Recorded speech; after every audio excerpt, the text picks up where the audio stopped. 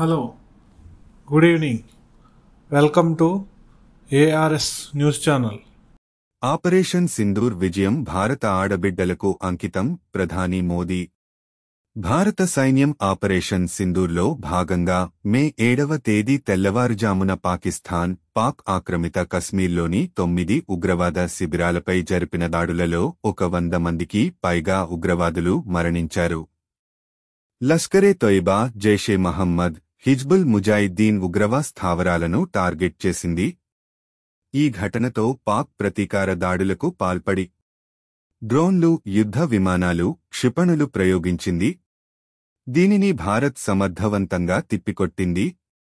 Operation Sindoor విజయం మన భద్రతా బలగాలు ప్రదర్శించిన అసమాన ధైర్య సాహసాలను దేశంలోని తల్లులు, సోదరిమణులు, కుమార్తెలకు అంకిత చేస్తున్నానని ప్రధాని నరేంద్ర మోదీ అన్నారు.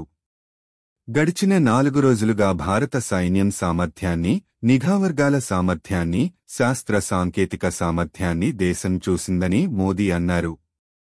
మన దేశం అసమాన వీరత్వాన్ని ప్రదర్శించింది. ఉగ్రవాద శిబిరాలపై భారత మిసైళ్లు, డ్రోన్లు ఖచ్చితమైన లక్ష్యంతో దాడులు నిర్వహించాయి అని మోదీ అన్నారు.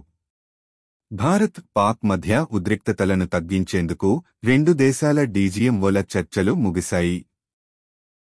హాట్లైన్ ద్వారా జరిగిన ఈ సమావేశంలో భారత DGMO lieutenant general Rajiv Ghai, Pakistan DGMO major general Kasif Chaudhary హాజరయ్యారు. మధ్యాహ్నం 12 గంటలకే ఈ చర్చలు జరగాల్సి ఉండగా వాయిదా పడ్డాయి. కాల్పుల విరమణ కొనసాగింపు, ఉద్రిక్తతల తగ్గింపు, పీఓకే సహా పలు అంశాలపై ఇరువురు చర్చించినట్లు తెలుస్తోంది. పహల్గాం ఉగ్రదాడి, ఆపరేషన్ సింధూర్, పాక్ సైన్యం కవ్వింపు చర్యలతో గత కొన్ని రోజులుగా భారత్, పాక్ మధ్య తీవ్ర ఉద్రిక్తతలు చోటు చేసుకున్న వేళ ఈ నెల 10వ తేదీన ఇరుదేశాలు కాల్పుల విరమణకు అంగీకరించాయి. ఆపరేషన్ సింధూర్తో పాకిస్తాన్కు తీవ్ర నష్టం కలిగిందని రక్షణ శాఖ వర్గాలు వెల్లడించాయి. రహీం యార్ ఖాన్ ఎయిర్బేస్, నూర్ ఖాన్ ఎయిర్బేస్లపై దాడులు చేసినట్లు తెలిపాయి.